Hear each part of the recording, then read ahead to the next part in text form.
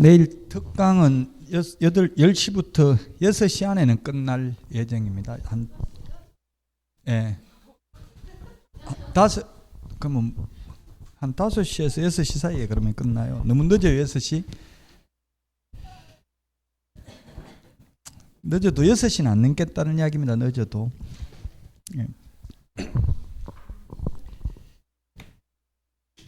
하루 만에 전부 다 이거 가급적이면 풀어볼 수 있으면 몇 문제라도 풀어보고 오세요. 다 풀진 않아도 되는데 한두 문제라도 중간중간에 그냥 한두 문제씩이라도 풀어보는 게 좋아요.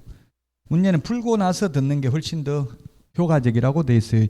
문제 푸는 방법, 이게 대학교가 아니고 우리는 학원입니다. 그래서 점수 받는 방법만 알려드려요. 어떻게 푸는지. 우리가 학문을 연구하고 논문을 쓰는 게 아니기 때문에. 책이 아니에요?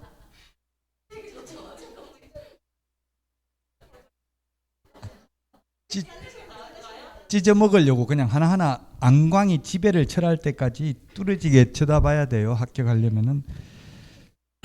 네, 잘랐어요. 무거워서 너무 들고 다니기. 이거 하고 핵심 비교 정리 프린터, 그거는 맨날 가야 다니니까 프린터 가져오시고, 프린터 그 2장짜리 그건 안 무거우니까 가져오시라고요. 그것만 가져오시면 돼요. 그게 특강 들어도 특강 듣는다고 갑자기 지금 모의고사 2회 모의고사에서 100점 나오고 그렇지는 않습니다. 근데 가슴속에 쌓였다가 나중에 시험 보는 날 그게 효과가 나타나요. 지금 당장 보고 나면 아무것도 남는 게 없다고 생각할 수도 있어요. 순간적으로는. 그렇지만 모르는 사이에 가슴속에 조금씩 쌓이고 있다가 10월 달에 시험 보는 날 가슴 벅찬 희열을 느끼게 돼요. 눈물을 흘리고. 그렇게 되려면 미리 중간에 많은 고통을 받아야 기쁜 줄 알죠. 안 그러면 기쁨이 기쁜 줄도 몰라요. 자, 511페이지 2교시 중개사물의 상태, 입지, 환경 조건입니다. 지금 뭐 보고 있냐면 우리가 확인 설명해야 되는 거, 우리 프린터 6번에 보면 확인 설명해야 되는 거, 기권, 가공, 상태, 환지세, 기본적 사항, 권리관계, 거래 예정 가격, 중개보수 산출 내역, 토지 이용 계획, 공법상 이용 제한, 거래 규제, 시설물의 상태, 그 다음에 벽면, 바닥면 및 도배 상태, 환경 조건, 입지 조건, 취득 관련 조세였습니다. 이때까지 지금 우리가 한 게 공법상 거래 규제, 농지법 봤습니다. 농지법. 공법상 거래 규제, 농지 취득자익증명 받아야 되죠. 그냥 거래하는 게 아니고 그게 공법상 거래 규제였고요. 자, 이제 내외부 시설물의 상태, 지금 상태입니다. 상태. 내외부 시설물의 상태, 입지 환경 조건, 그냥 이거는 확인 설명해야 된다는 것만 기억하면 됩니다. 512페이지 입지 환경 조건, 그 다음에 513페이지 취득 관련 조세, 거래 예정 금액, 취득 관련 조세만 설명하면 됩니다. 양도 관련 조세는 설명할 필요 없습니다.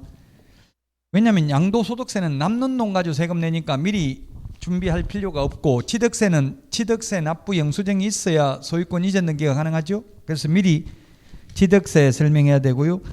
513페이지 거래 예정 금액이라는 것은 일종의 시세입니다. 시세. 거래 예정 금액 2번에 시세라고요. 거래 예정 금액 확인 설명해야 됩니다. 이번에 4월 2일 날 감정평가사 1차 시험이 있었습니다. 부동산학 원론 시험에 주택, 개업공개사는 주택에 관해서 설명을 할 때는 주택의 공시가격을 설명해야 된다. 이렇게 시험에 출제됐어요. 공시가격. 주택 공시가격을 확인 설명해야 된다. X입니다. 공시가격 설명하는 게 아니라 거래 예정 금액을 설명해야 돼요. 거래 예정 금액. 공시가격 설명하는 게 아니고, 거래 예정 금액이라는 것은 일종의 시세입니다. 시세.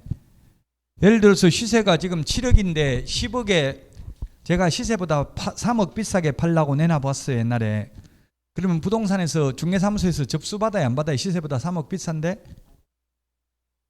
접수는 받더라고요. 그러면서 사장님 이거 3년 안에는 팔리기 좀 힘들 것 같은데요? 이러더라고요. 왜요? 물어보니까 3억 싼 것도 나와 있으니까 이거 다 거래되고 없어야 나중에 거래되니까 만약 급하시면 가격 조정을 좀 하셔야 됩니다. 이렇게 말하더라고요.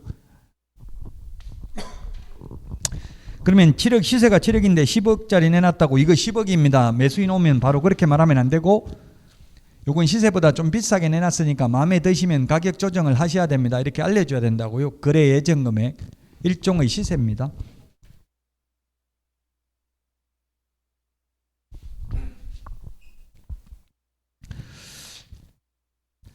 자, 514페이지 확인 설명서 작성입니다. 서식. 확인 설명서 서식이 맨 밑에 박스에 보면 4가지 서식이 있습니다. 1이 주거용이고 2가 비주거용이고요. 3이 토지, 4가 임목, 공장재단, 광업재단입니다. 515페이지 양가로 5번 서명 및 날인인데 계약서 확인 설명서만 서명 및 날인합니다. 계약서 확인 설명서만 서명 및 날인한다. 계약서 확인 설명서에만 서명 및 날인하면 됩니다. 계약서 확인 설명서 외에 모든 다른 서류는 전부 다 서명 또는 날인입니다. 서명 또는 날인. 그 다음에 양가로 6번 교부 보관이라고 되어 있는데 법조문에는 보존이라고 되어 있는데 뭐 보존이나 보관이나 특별히 구분의 실익은 없습니다. 확인 설명서 쌍방교부 3년 보존입니다. 쌍방교부하는 게 3가지입니다. 계약서, 확인 설명서, 보정 설정 증명 서류. 그 다음에 원본, 사본 또는 전자문서를 보존하면 되고요. 5년 보존이 거래계약서, 매수 신청 대리 관련 서류는 5년 보존입니다. 양가로 7번 그 상태에 관한 자료 요구에 불응했을 경우 그 취지를 매수 임차 의뢰인에게 설명하고 설명서 서식에 기재도 해야 된다. 하거나가 아니라 하고, 시험에 하거나 X로 출제됐죠. 불응하면 설명도 하고 기재도 해야 된다. 516페이지, 517페이지 요게 서식이 바뀌었습니다. 그래서 이제 5월 달부터 요약집으로 서브노트 요약집으로 강의를 하는데 그 요약집에는 이 바뀐 서식을 만들었습니다. 516, 517페이지. 그 바뀐 서식이 이번에 권리관계 중에서 계약갱신요구권 밑에 다가구주택 확인서류 옛날에 바뀐 거 프린트 내드렸죠. 붙여놓으라고. 다가구주택 확인서류 제출 여부를 체크하도록 했습니다. 다가구주택. 다가구가 위험하잖아요. 단독주택이기 때문에 방은 19개인데 주인은 1명이다 보니까 은행 융자 받고 선순위가 다 전세보증금이면 후순위 세입자는 경매 넘어가면 배당 다 못 받을 가능성이 높죠. 그래서 그걸 설명했는지를 체크하도록 바뀌었고요. 그 다음에 517페이지 그 8번에 취득시 부담할 조세의 종류 및 세율의 밑에 보면 재산세는 6월 1일 기준 대상 물건 소유자가 납세물을 부담한다 이렇게 되어 있는데 1, 2의 서식은 종부세, 종합부동산세도 기재되어 있습니다. 1, 2의 서식만. 3, 4의 서식은 종합부동산세는 기재되어 있지 않고 재산세만 기재되어 있습니다. 동그라미 8번 지금 보고 있습니다. 동그라미 8번.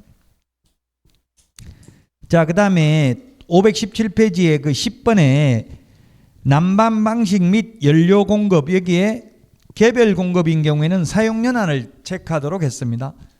개별 보일러인 경우에는 사용연한 보일러 몇 년 쓰는지 10년 넘게 쓰고 모든 물건 한 10년 넘게 쓰면 고장나기 시작하죠. 그럼 10년 됐으면 나중에 주인이 고쳐준다 이런 걸 적으면 되겠죠. 세입자가 주인이 고쳐줄 거냐 물을 거 아니에요. 그래서 개별 공급인 경우 사용연한을 체크하도록 서식이 바뀌었습니다.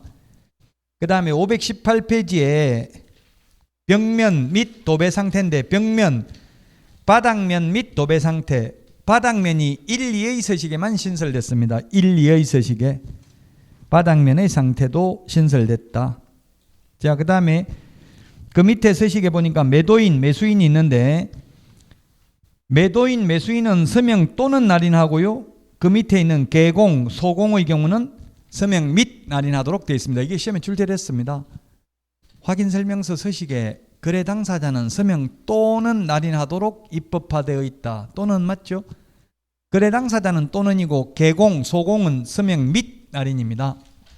개공, 소공은 서명 및 날인이다.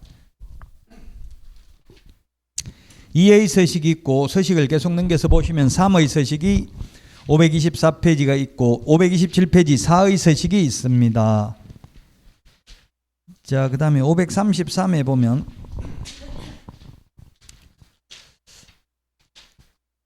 (533페이지를) 보면 서식 4가지 서식 비교 정리입니다. 4가지 서식 비교. 자, 4가지 서식의 모든 서식에 공통적으로 기재되는 게 대권 잡으면 금세 실수한다. 이 6개는 공통적 기재사항입니다. 대상 물건의 표시, 권리관계, 거래 예정금액, 취득 관련 조세, 실제 권리관계, 중개보수 산출 내역, 대권 금세 실수. 요거는 모든 서식 공통적 기재사항이다. 그게 뭐냐면 지금 533 1번, 2번, 7번 밑줄만 쳐놓으시고 8번, 534 8번, 그 다음에 9번, 13번 대권 금세 실수 6개 지금 봤습니다. 다시 불러요. 1번, 2번, 7번, 8번, 9번, 13번 대권 금세 실수 6개라고요. 모든 서식 공통적 기재사항입니다. 자, 그럼 다시 533 1번 대상 물건의 표시에서 내진 설계 적용 여부와 내진 능력, 위반 건축물 여부, 요건 1, 2의 서식에만 기재됩니다. 내진 설계 적용했는지도 건축물 내장에 나타납니다. 건축물 내장 보고 확인하면 됩니다. 자, 권리관계는 이게 조금 바뀌었는데 계약갱신 요건 여부 밑에 또 하나 더 신설됐습니다. 다가구 주택 확인 서류 제출했는지 여부를 체크하도록 되어 있다. 이 민간임대주택 특별법에 의한 민간임대주택하고 공공임대주택하고 차이점이 뭐냐 하면 민간임대주택 이것도 1년에 5%밖에 못 올리고요. 세입자 바뀌어도 바뀐 세입자한테도 종전 세입자한테 받던 금액에서 5%밖에 못 올려요. 이거 민간임대주택 특별법에 의한 민간임대주택은 그렇게 세입자한테 혜택을 주는 대신에 주인한테는 종합부동산세나 양도소득세 이런 혜택을 주죠. 근데 시험에는 안 나오겠습니다만 실무에 가면 이제 혹시나 묻는 분이 있을 수 있는데 공공임대주택은 예를 들면 LH 30년 국민임대주택 이런 거는 세입자가 계약기간 중에도 LH에 나간다고 하면 바로 돈 내줍니다. 언제든지. 근데 민간임대주택 특별법에 의한 민간임대주택은 2년 단위로 계약을 갱신해요. 그래서 만약 2년 실제 지금 대전에서 그런 게 지금 방송사에 제보가 됐더라고요.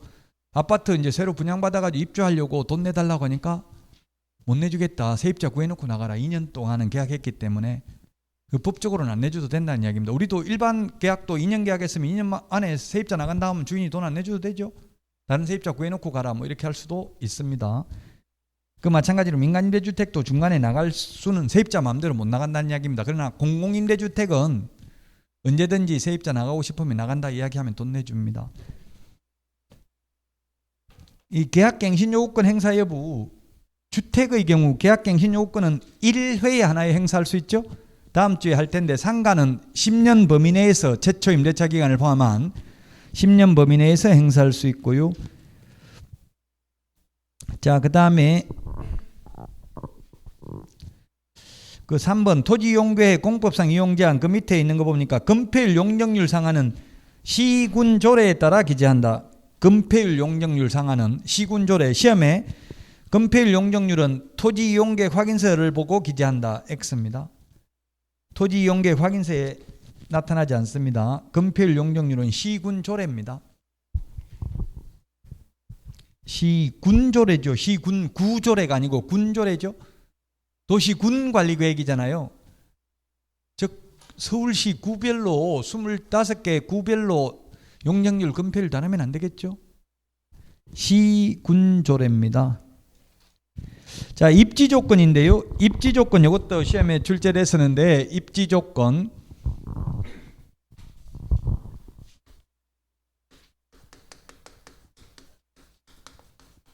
입지조건 도대주 교판 1의 서식은 2의 서식은 도대주 3의 서식은 도대 4의 서식은 해당 사항 없습니다. 도로, 대중교통, 주차장, 교육시설, 판매 의료시설이 입지 조건입니다. 시험에 이런 게 출제됐습니다. 공원은 확인 설명서 서식에 기재하는 입지 조건으로 나와 있다. 안 나와 있죠? 공원도 입지 조건이죠. 숲세권 아파트가 더 비싸잖아요. 근데 아직 우리 확인 설명서 서식에 공원을 기재하라는 말은 없습니다. 2의 서식은 도로, 대중교통, 주차장만 체크를 합니다. 3의 서식은 도로, 대중교통만 기재합니다. 이게 지금 4번에 있습니다. 4번 도대주 교판. 자, 그 다음에 비선호시설. 비선호시설은 1의 서식하고 3의 서식에만 기재를 합니다. 1의 서식, 3의 서식 기재합니다. 장례식장 등이라고 되어 있는데 장례식장은 사실은 예시로 나와 있지 않습니다. 장례식장은 그 서식이 1의 서식 앞에 그 서식을 보면 1의 서식 입지 조건이 아니라 비선호 시설이 6번에 있었죠. 비선호 시설 입지 조건 거기 우리 교재 519페이지 한번 찾아보시면 519페이지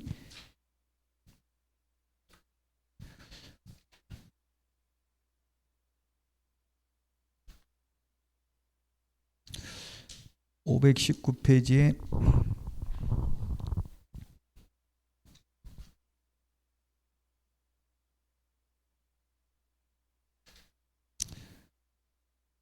지금 못 찾겠네. 지금 어디에 있는지. 어쨌든 이게 뭐 시험에 아직 출제된 적은 없으니까 이렇게 했는데 장례식장이라고는 예시가 되어 있지 않습니다. 쓰레기 수거장 뭐 이런 거 있는데 장례식장은 지금 대학병원 이런 큰 병원에 다 장례식장 있죠. 그 지금 물론 뭐가 비선호 시설인지 구체적으로 법에는 없는데 뒤에 확인 설명서 서식에 보면 예시를 적어놨는데 장례식장은 적혀져 있지 않습니다. 비선호 시설이라고. 왜냐면 병원 종합병원 그럼 다 비선호 시설이면 그 병원 근처에 있는 거 오히려 더 좋아하죠. 큰 병원 가까이 뭐 택지지구 안에 있으면 오히려 더 좋아하는 경향이 있습니다. 그 장례식장은 요즘은 크게 비선호 시설로 보지 않더라고요. 어쨌든 비선호 시설이 뭔지 구체적으로 법에는 없다. 근데 이 비선호 시설은 1의 서식, 3의 서식만 기재를 한다. 그 다음에 거래 예정 금액은 일종의 시세인데 모든 서식 다 기재를 하도록 되어 있고요. 534페이지 8번 취득세는 거기 밑에 재산세, 종부세는 1, 2의 서식에 그 다음에 3, 4의 서식에는 재산세만 6월 1일 기준 대상 물건 소유자가 납세 의무를 부담한다는 규정이 있습니다. 그 다음에 11번 벽면 도배 상태인데 그 바닥면을 추가하라고요. 바닥면 1, 2의 서식 모두 바닥면은 들어갑니다. 바닥면. 근데 도배는 1의 서식에는 들어가는데 2의 서식에는 안 들어갑니다. 2의 서식에는 안 들어간다.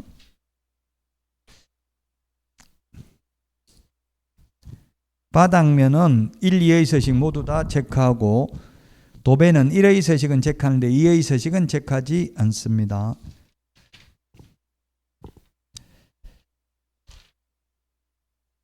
자, 여기까지가 중요합니다. 실무에서 확인 설명과 관련되는 거니까 확인 설명서 서식 비교하는 게 시험에 한 문제 잘 출제됩니다. 서식.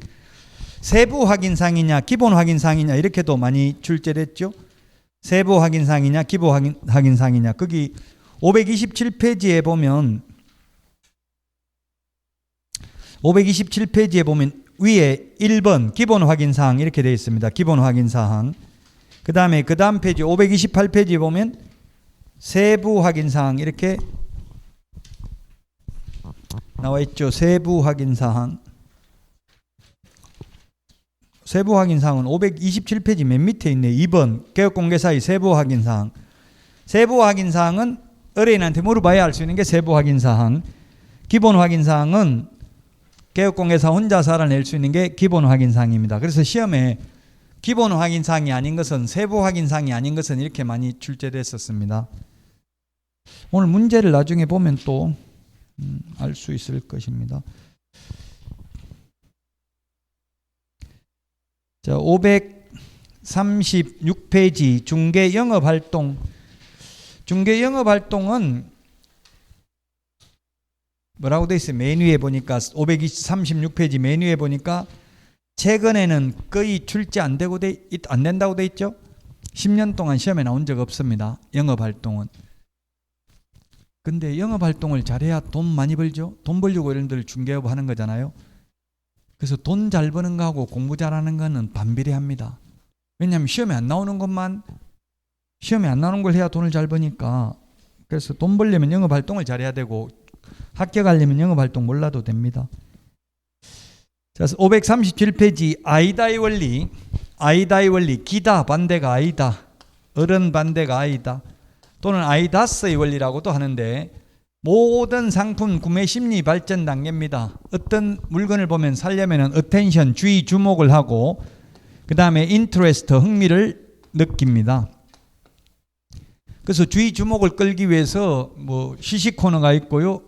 이마트 지하에 가면은 또 백화점에 가면 마네킹이 옷을 입고 있습니다. 주의, 주목을 끌기 위해서.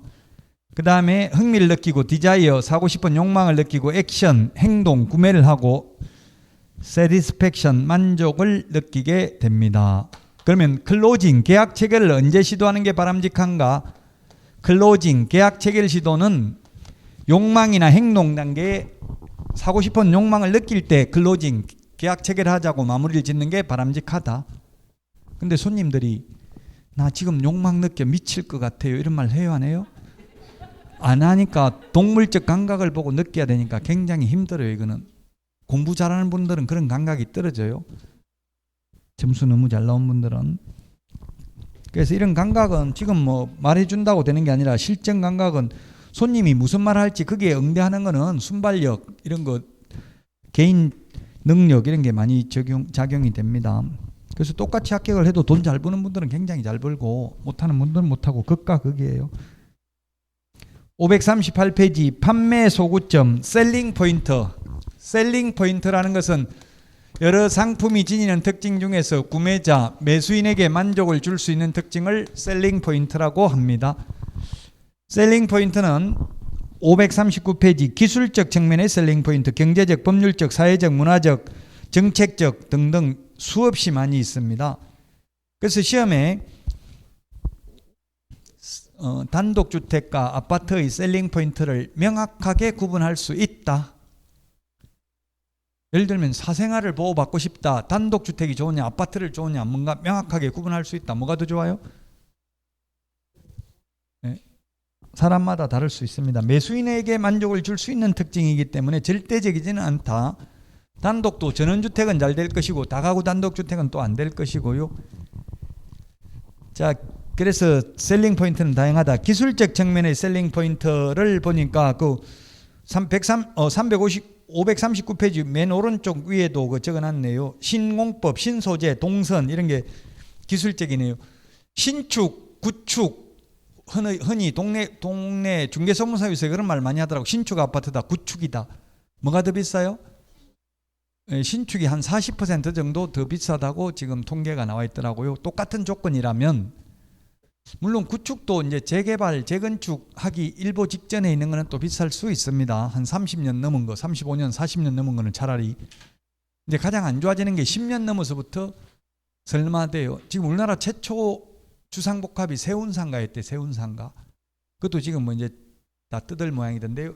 최초로 주상복합 아파트가. 주상복합이 그냥 아파트보다 미래 가치가 더 있어요, 없어요? 별로 안 좋죠. 주상복합은 너무 용적률이 높잖아요. 용적률이 1000%씩 이렇습니다. 그럼 빈 공간이 별로 없다는 이야기예요. 아파트 같은 데는 빈 공간이 많잖아요. 용적률 건폐율이 높으면 삶의 질은 떨어집니다.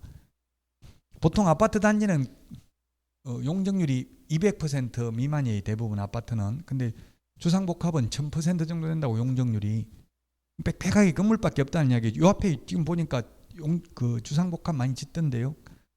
빈 공간이 별로 없는 것 같아요. 너무 빡빡한 건물만 보이는 느낌이 들어요. 그래서 내재 가치는 없다고. 미래 가치는 고평가되어 있다는 이야기입니다.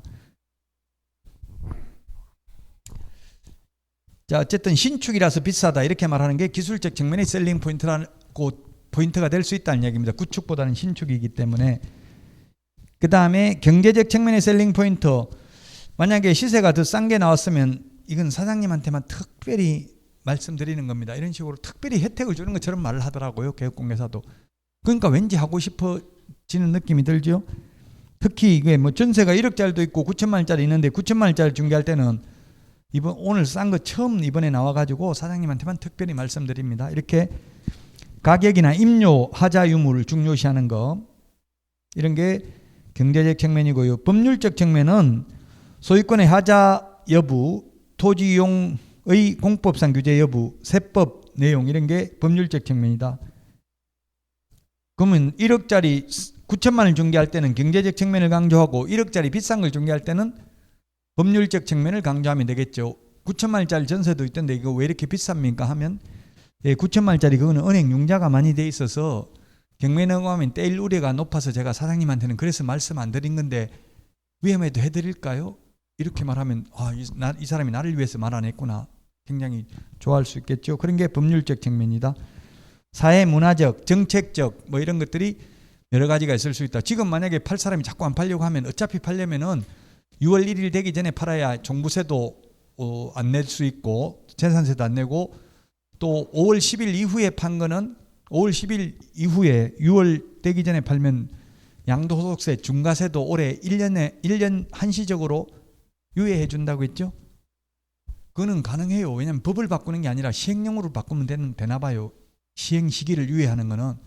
그러니까 5월 10일부터 1년간 다주택자들 중과세 하는 거 2주택이면 20%, 30%면 3주택이면 30% 중과세 하죠. 6%에서 45% 표준세율에서 중과세 하는 걸 한시적으로 유예한다고 1년간만. 그런 게 정책적 또는 법률적 측면, 또 정책적인지 법률적인지 이걸 명확하게 구분하기도 힘듭니다. 사회 문화적 측면의 셀링 포인트.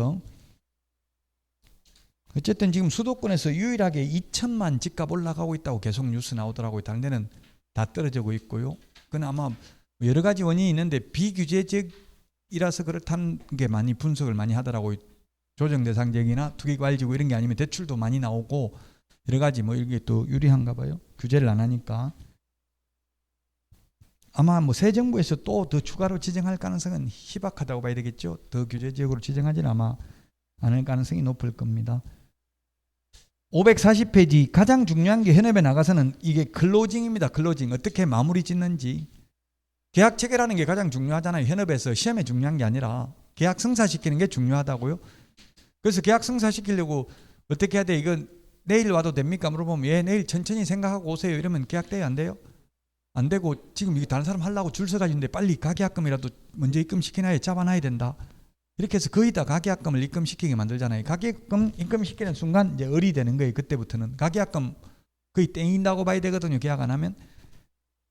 그 이제 여러분이 계약공개사라면 한 가계약금 100만 원 단위 이상만 입금시키면 거의 계약 안 깨진다고 봐야 돼. 100만 원 넘으면 아깝잖아요. 근데 한 10만 원 이런 거 가계약금 걸어놓은 거는 그냥 떼이더라도 그냥 계약 안 할 가능성이 많아요. 집에 가서 물어보면 한 최소한 보통 계약금은 거래금액의 10%를 가계약금은 계약금의 10% 정도를 입금시키더라고. 관행적으로 보니까 1억짜리면 계약금은 1,000만 원, 가계약금은 100만 원. 그러면 이제 뭐 한 3억 이런 거면 한 300만 원 정도, 한 300만 원 입금 그렇게 하더라고요.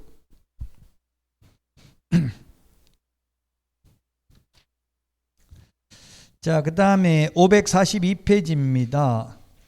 계약 체결 및 개별적 중개실무인데 계약서 작성의 이 앞에 있는 거 542, 43 이런 데서는 시험에 거의 안 나옵니다.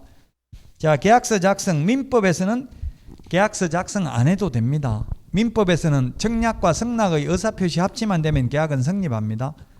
다만 나중에 분쟁의 소지가 있기 때문에 공인중개사법에서는 계약서를 반드시 작성해야 되고 작성 안 해도 계약의 효력은 있지만 작성 안 하면 업무정지 사유에 해당됩니다. 계약 성립 요건은 아닙니다. 계약서 작성이. 543도 시험에 거의 안 나옵니다. 계약서 작성은 맨 위에 첫 번째 줄 맨 위에 3통 이상 작성하여야 하며 이렇게 해놨는데 작성 뭐 이 시험에 해야 된다 법조문은 없습니다. 3통 이상 작성해야 되면 타이핑을 하든가 손으로 쓰더라도 3통 이상 계약서 같은 글씨로 채어야 바람직하다. 같은 글씨 채로 쓰는 게 바람직하다. 요즘은 현실적으로 손으로 쓰는 사람은 없죠. 그냥 컴퓨터로 프로그램에 출력합니다. 현실적으로는. 그 3통 이상이 왜 3통 이상이냐면 개업공개사 1통, 매수인 매도인 1통 하면 3통, 공동중개하면 4통, 5통이 될 수도 있어요. 개업공개사가 여러 명이면 각각 다 있어야 되니까요. 용어는 간단 명료하고 분쟁의 소지가 없도록 써야 되고 문자는 3번 아라비아 숫자, 로마 숫자는 가급적이면 피하고 한글이나 한자로 적는 게 바람직하다. 근데 우리 중개업소에서 계약서 쓰면 자동적으로 그냥 한글로 하면 한글로 1억 원 하고 뒤에다가 아라비아 숫자 뭐 1억 이렇게 자기들이 알아서 자동으로 적습니다. 그래서 걱정할 필요 없고 시험에 나오지도 않습니다.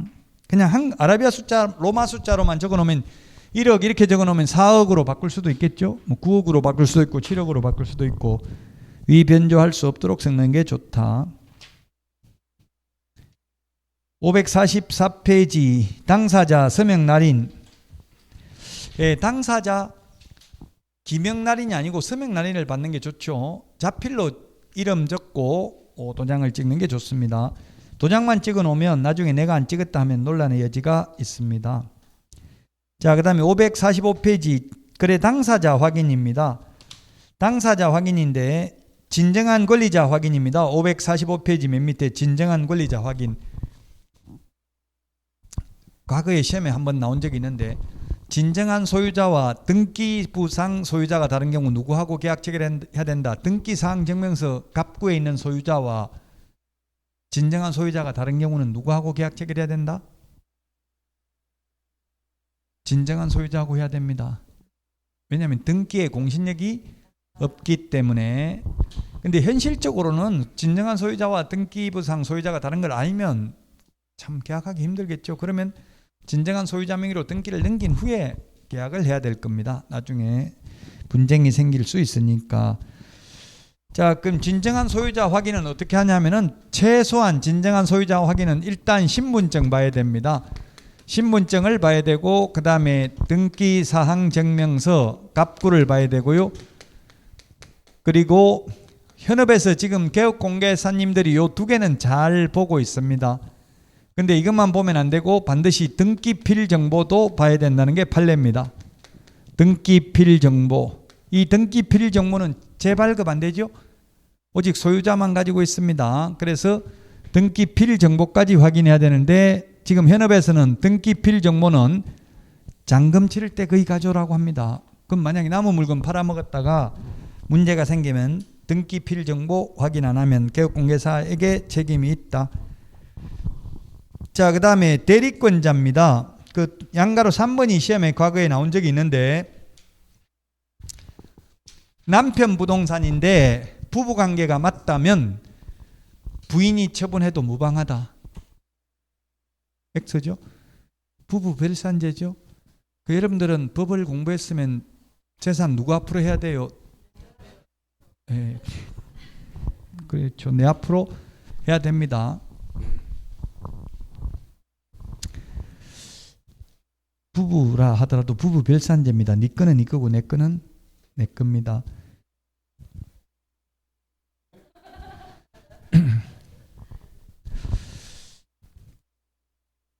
부부라 하더라도 일상가사 대리권의 범위를 벗어나는 경우는 반드시 위임장하고 인감영리서 이런 걸 받아둬야 됩니다. 대리권 수여 의사표시가 있어야 된다고요. 수권행위가 있어야 된다. 이런 게 시험에 나온 적이 있고요.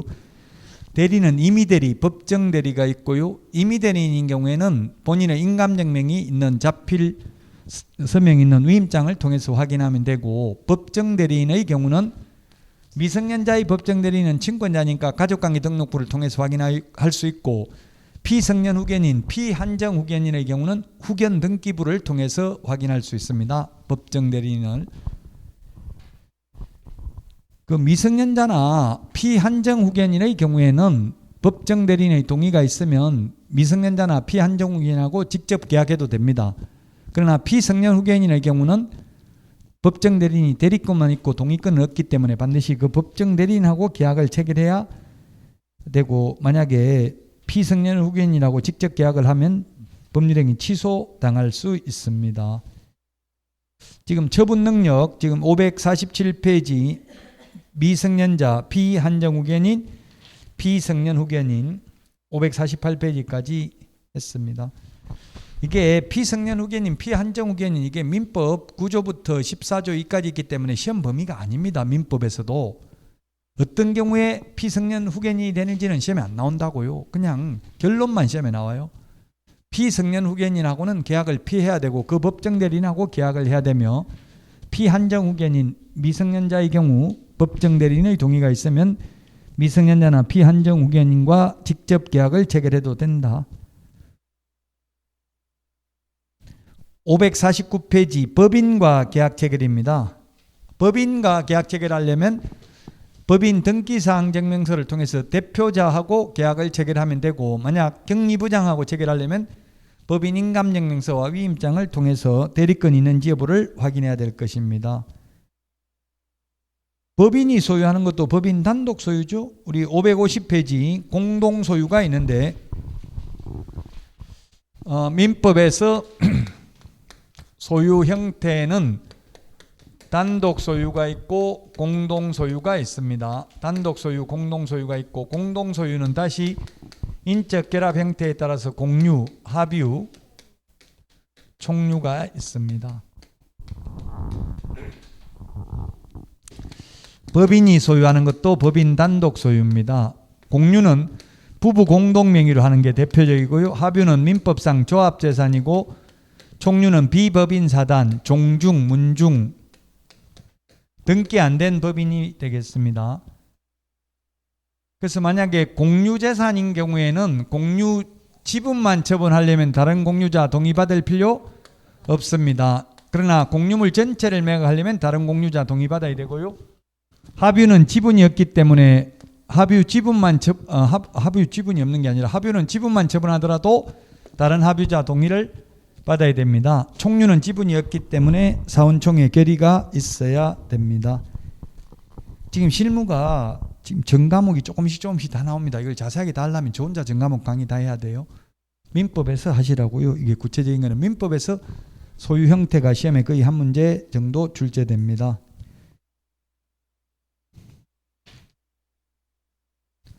자, 그 다음에 계약서 작성 552페이지 계약서 작성입니다.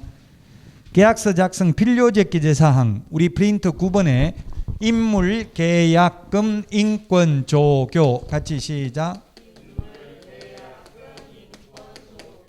인물, 계약금, 인권, 조교 9. 한 번 더 같이 시작. 9가지 필요적 기재사항입니다. 거래 당사자 인적사항, 물건의 표시, 계약일, 그 밖의 약정, 거래금액, 물건의 인도 일시, 권리 이전 내용, 조건 기한, 확인 설명서, 교부일자, 인물, 계약금, 인권, 조교 시작.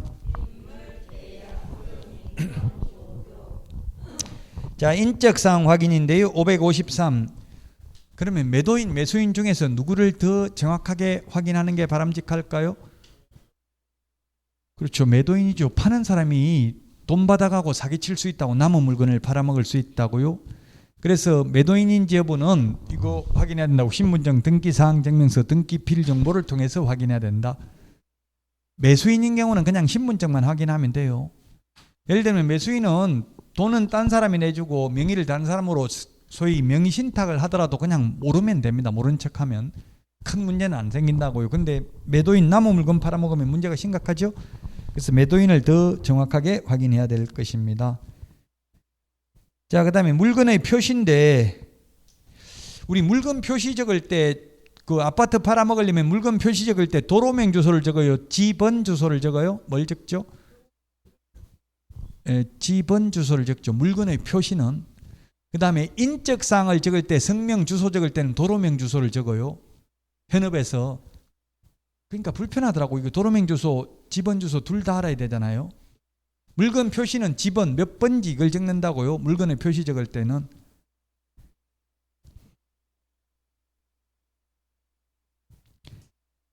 그 다음에 그 2번에 보면 이게 요즘은 시험에 나오지도 않는데요. 면적을 표시할 때 총 면적의 단위 면적당 거래 금액도 대금도 표시하는 것이 좋다. 즉 토지 매매를 중개하는 경우 이행 후 공부상 면적과 실제 면적이 일치하지 않아 분쟁이 자주 발생한다.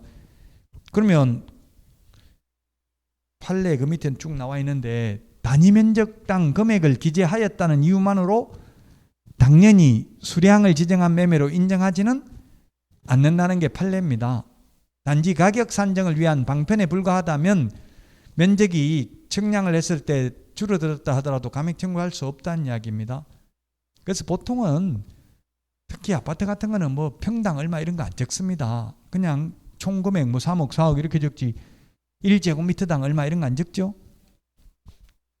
토지의 경우도 굳이 적을 필요 없습니다. 제곱미터당 얼마 이런 건. 토지는 간혹 적는 경우는 있는데요.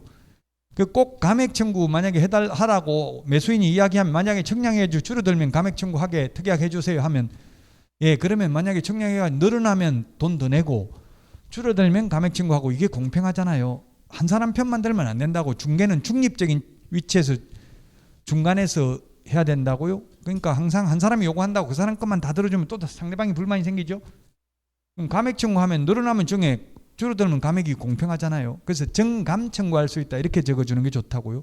무조건 감액만 하는 게 아니고. 그러면 그럼 됐다 할 수도 있거든요. 무조건 감액 청구만 원할 수 있으니까. 꼭 원하면 만약에 면적이 줄어들고 수량을 지정한 매매로 확실하게 인정받고 싶으면 청량에서 면적이 다를 경우 정감 청구할 수 있다 이렇게 적어야 됩니다. 그냥 단위 면적당 금액만 기재했다고 무조건 수량을 지정한 매매로 인정되지는 않습니다. 554페이지 물건의 인도 일시.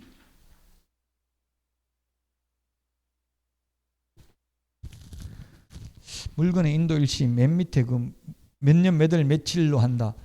잔금 치를 때 물건 인도 일시는 잔금 치를 날 하죠. 그럼 보통 이사 시각을 11시로 많이 하더라고요. 11시. 또 오후에 이사한 사람은 한 3시 뭐 이 정도 하고 이렇게 하죠. 11시 이사 시각이면은 어떻게 해야 돼요? 짐 다 빼고 만약 예를 들어서 세입자 임차인이라면 짐 다 빼고 새로운 세입자한테 주인한테 돈 받는 시각이 11시죠.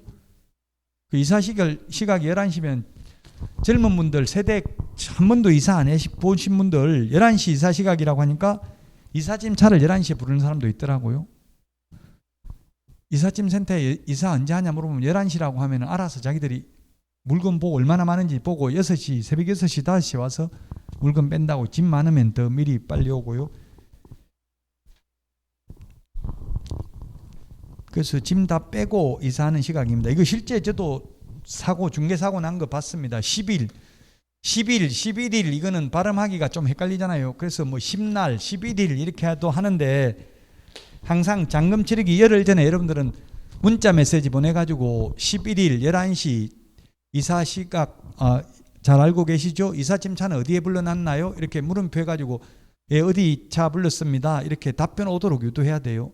나중에 골치 아프더라고. 이게 하루 잘못돼가지고 10일 날 이사 갔는데 지금 방 뺄 사람은 내일 이사한 줄 알고 있다고요. 그러면 엄청나게 골치 아프죠. 그래가지고 분쟁 생기는 거 봤어요. 이삿짐 센터에 보관했다가 다음에 옮기니까 또 돈 한 100만 원 더 달라 하고 오히려 개업공개사한테 손해배상 청구한다고 하니까 중개보수 한 푼도 못 받았어요. 이게 날짜 때문에. 날짜 안 틀려가지고. 인도일시는 항상 이사하기 열흘 전에 미리 전화해가지고 차 불러놨냐 어디 차 했냐 이런 걸 물어봐야 돼요. 왜냐면 또 차 불렀는데 그 이삿짐 센터 내가 소개시켜준 사람이 했으면 이삿짐 센터에서 소개비도 주거든요. 최하 2만 원에서 10만 원까지 줘요. 또 익스프레스 이삿짐 센터에서. 그러니까 그것도 받아야 되니까 어디 했는지 알고 있는 게 좋겠죠. 꼭 확인해야 돼. 미리 이사. 갑자기 당일날은 이삿짐 차 못 구할 수도 있잖아요. 그날은. 그러니까 한 열흘 전에 확실하게 문자 메시지를 주고받으라고요. 가급적이면. 통화한 거 다 녹음해 놓기가 쉽지 않잖아요. 녹음되어 있는 거 나중에 증거로 제출하려면 또 녹취록 작성하려면 몇십만 원 들어가요. 근데 문자 메시지는 저도 증거로 제출해 보니까 통신사에 가면 다 떼줘. 이렇게 그 문자 주고받았다는 거 확인서 떼줘요. 그거 그냥 법원에 제출하면 돼요. 돈 안 들고. 편하더라고요. 카카오톡도 마찬가지. 카카오톡 문자 메시지 이런 거 다 안 지우고 있으면 다 떼주더라고. 통신사에서 이렇게 주고받았다는 거.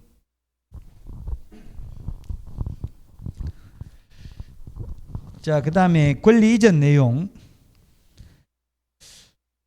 권리 이전 내용인데 저 같은 경우는 이게 실무에서 해보니까 권리 이전 내용 중에서 융자 이게 문제되더라고. 융자가 한 25억짜리인가 중요한데 15억이 융자가 있어요. 다가구주택인데 15억 있는데 그 분명히 계약 이야기할 때는 다 갚기로 했었는데 계약서 쓰는 날 와가지고 공동중개였는데 갑자기 매수인이 승계하라고 하더라고요. 안 그러면 계약 못하겠다. 이렇게 벼랑 끝 전술을 하면은 계약이라는 거는 항상 벼랑 끝 전술을 하면은 막 쓰는 사람한테는 이기기 힘들죠. 부부싸움 하면 어떻게 해야 돼요?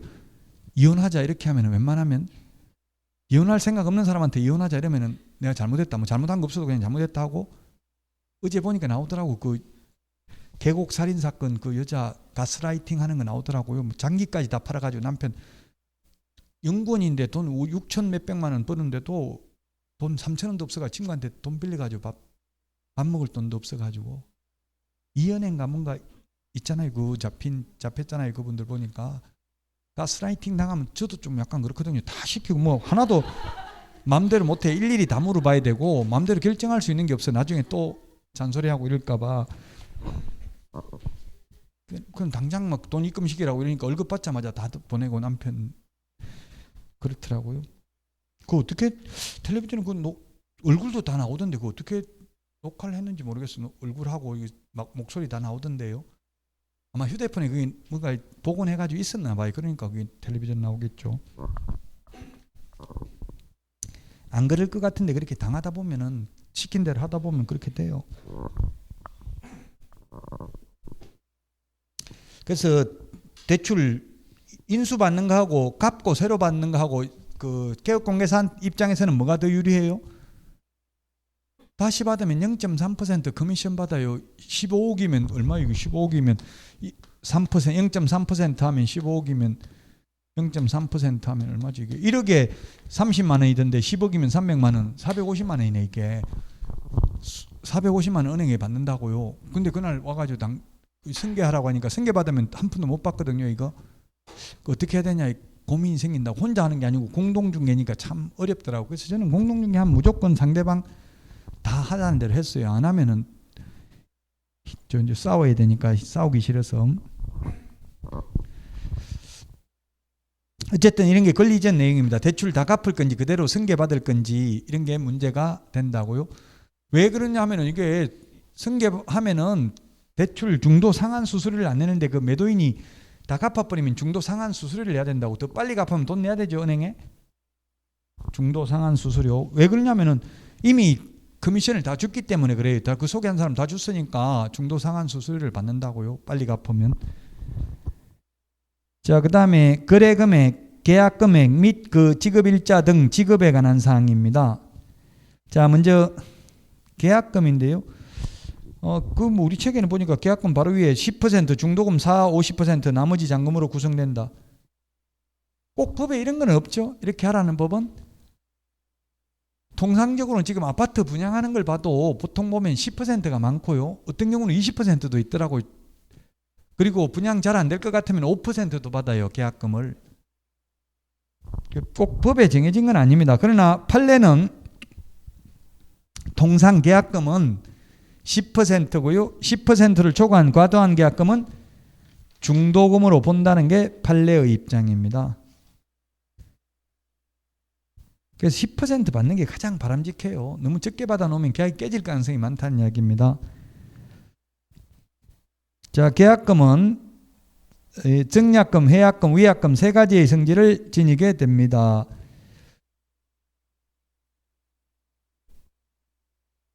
근데 당사자 사이에 특별한 약정이 없으면 해약금으로 추정하죠. 그래서 계약금 받은 사람은 그 배액을 상환하고 계약금을 지급한 사람은 그 계약금을 포기하고 계약을 해지할 수 있습니다. 시험에 그런 게 한번 출제된 적이 있는데요. 1,000만 원 계약금을 받은 사람이 매도인이 해제하려면은 자기 돈 1,000만 원 더 못해가지고 2,000만 원 돌려줘야 되죠. 이게 100입니다. 그럼 2,000만 원 돌려줄 때 해약금이 1,000만 원이냐 2,000만 원이냐 이게 시험에 한번 나왔어요. 답은 1,000만 원이죠. 계약 금액만큼을 해약금으로 추정한다. 이건 받은 돈이고 더 보태주는 돈이 해약금이라고요. 중도금 555페이지 중도금 지급하면 이행의 착수에 해당되어서 계약을 원칙적으로 해제할 수 없습니다. 그래서 개업공개사는 가급적이면 중도금을 지급하도록 계약서에 명시하는 게 좋아요. 현실적으로 보면 매매는 중도금을 지급하는데 임대차 같은 경우는 중도금 지급 안 하는 경우도 많거든요. 그러면 계약금만 끌고 바로 잔금 치를 것 같으면 그러면 1,000만 원 계약금 걸었으면 500은 계약금이고 500은 중도금으로 하기로 한다. 이렇게 계약서에 적으면 됩니다. 특약으로. 그럼 그건 중도금이 지급됐기 때문에 계약 해제할 수 없습니다. 계약공개사 입장에서 보면 계약이 깨지면 중개보수 받기 쉽지 않죠. 현실적으로. 법적으로는 뭐 계약공개사의 고의가실이 없으면 받을 수는 있다고 하지만 잔금 치르는 것은 원래는 동시행인데 현실적으로는 동시행을 하지 못하고 있죠. 선이행을 하고 있습니다. 매수인이 위험합니다. 매수인이 등기 서류만 받고 등기 이전에 필요한 서류만 받고 잔금을 치르고 있습니다. 현실적으로는. 자, 그 다음에 556페이지 계약일 확인설명서 교부일자 반드시 적어야 되고 조건 기한이 있는 경우 조건 기한 적고 8번 그 밖의 약정이 있으면 그 밖의 약정도 적으면 됩니다. 반드시 그 밖의 약정을 해야 되는 것은 아닙니다. 558페이지 6번 매매 비용인데 매매 비용은 균분하는 게 원칙입니다. 균등하게 부담하는 게. 정량 비용이나 감정평가 비용은 반반 내는 게 원칙이라고요. 시험에 잘 안 나옵니다. 이런 게. 559페이지 임대차 계약서 기재사항이라고는 법에 없습니다. 왜? 그냥 거래계약서라고 돼 있어요. 거래계약에는 매매계약, 교환계약, 임대차 계약이 다 포함됩니다. 따로 임대차 계약서 필요적 사항이라고는 되어 있지 않다.